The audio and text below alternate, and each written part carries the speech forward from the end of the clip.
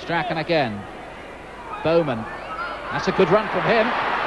Pulled that back very well indeed. And the goal from McStay. Paul McStay scores his 8th goal for Scotland. And it was all set up by the debut boy, Dave Bowman. A splendid piece of play from him. Well, Dave Bowman's been brought into the side to win the ball and give it to players, but what about this for a bit of playmaking himself?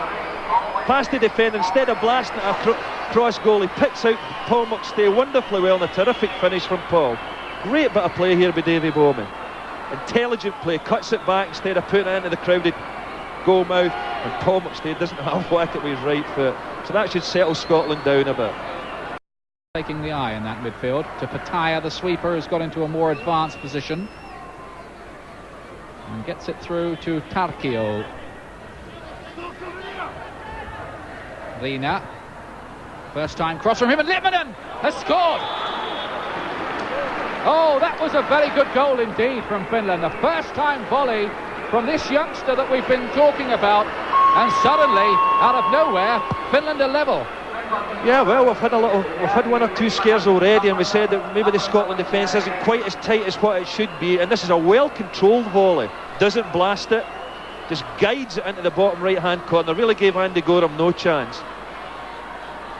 Yeah, this is a really good goal, isn't it? Yeah, that is a terrific bit of finishing, but once again, question marks about the defending in the Scotland back four. We had one or two scares earlier, and really haven't took any warning from that, and we've paid the price. On Sky Sports at 4:30 this afternoon. We're in the middle of Scotland against Finland, 1-1, Andy Gray at half-time. The curse of the minnow again on Scotland. Well, maybe not quite yet, but... so far. To be fair, Scotland haven't been at their best. I think that has to be said. But when the first goal went in, I honestly did expect them to settle and go on and really overturn the Finnish side. But, I mean, what a...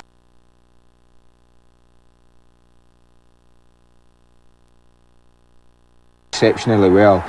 And normally a player would just knock this into the box, but he actually I think he actually tries to play it to John Collins there, but Paul McStay's onto it like a flash, and that's a great finish. What we didn't see there was the pace that Gordon Strachan injected just prior to that goal, which had been missing, hadn't it? I think Scotland have played at too casual a pace at times. I'd like to see them up the tempo of the game. That ball had gone out for a throw-in. Gordon Strachan sprinted after it, threw it in.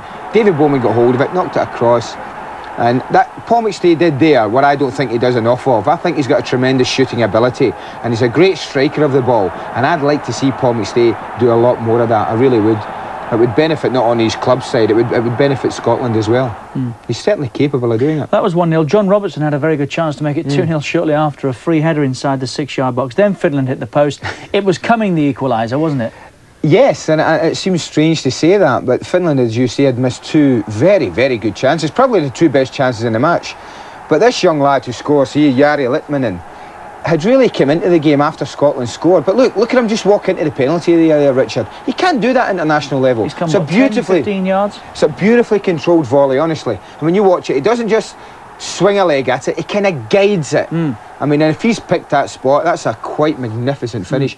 But it had been threatening, and I find that quite amazing. They've actually passed the ball about better than us in the last third where it mattered. I think we've given it away too often. I'd also like to see Andy Gorham throw it out a bit more. What surprised me is that every time Andy Gorham, almost every time he's got it, he's kicked it long. Now, against sides like Finland, who will concede ground to you, I'd like to see him throw it to the full-backs, throw it to the centre-backs, and go on, pass it about a bit, get some confidence, and let's try and build our way through, because they are giants at the back. Well, I was going to say they'll concede ground to you, and they've also got two very big central defenders that'll swallow those balls all day, won't they? Yeah, and we've got to work a little bit more at passing it about. So I hope in the second half, whether it's Gordon Marshall or Andy Gorham, that they start to throw it out to the full-backs and get a bit of passing going. 1-1 at half-time. We've got the whole of the second half coming up live here on Sky Sports. Back after. Welcome back. 1-1 at Hampden. Coming up, highlights of that match between Czechoslovakia and England that we saw live here on Sky Sports a little earlier this afternoon. So, there's a lot you can say about that, pal, I'm afraid. It's one best forgotten, I think, as far as Scotland are concerned. I don't see what Andy Roxburgh would have learned from that game at all. Except that he's got to play, or his team are going to have to play an awful lot better than that, Richard. At the end of the day, I'm quite happy we got away with a 1-1, because we could so easily have lost the game. You could have done. Mitsui Patalainen had a couple of very good chances, actually, in that second half. Yes, he didn't have. I mean, this is a great example of how to attack a ball in a penalty area, to be fair. I mean, he launches himself at that. And Andy Gorham, who for me looked a little bit shaky first half, really produces what is a tremendous save. Pure instinct. Pure instinct. From the resulting corner. Yeah, I mean, it's Mixu Patalainen again, and this is it. This is a great chance.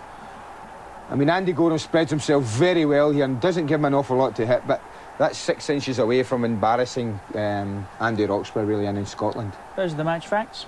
Tell our own story. It tells us that it was a pretty even game, doesn't it? In fact, Finland winning twice as many corners as Scotland, and I think that shows the kind of pressure that they put in Scotland that I don't think anyone expected, Richard. Just thinking about Patalainen screaming that one past the far post, a really classy finisher might have just tried to nick that in, would he? Well, he ain't a bad finish. It wasn't his strongest side. He prefers it on his left foot, and perhaps that was the Scotland's advantage there. But as Gordon McQueen quite rightly said, best one forgotten, Richard, I'm afraid. Yeah, in a season when we play so many games, it does make you wonder about the necessity of matches that well, can take a toll, if nothing else. I think the more you get into international football, the more games you play. I'm one now that unless you're going to get a real prestigious friendly, a real top club over to play, a top country over to play, I think some of these games against the little countries aren't really worth the trouble at times, honestly. Well, stay with us. We've got the highlights coming up from Prague, Czechoslovakia, England, and right after the break we'll be speaking to Andy Roxburgh.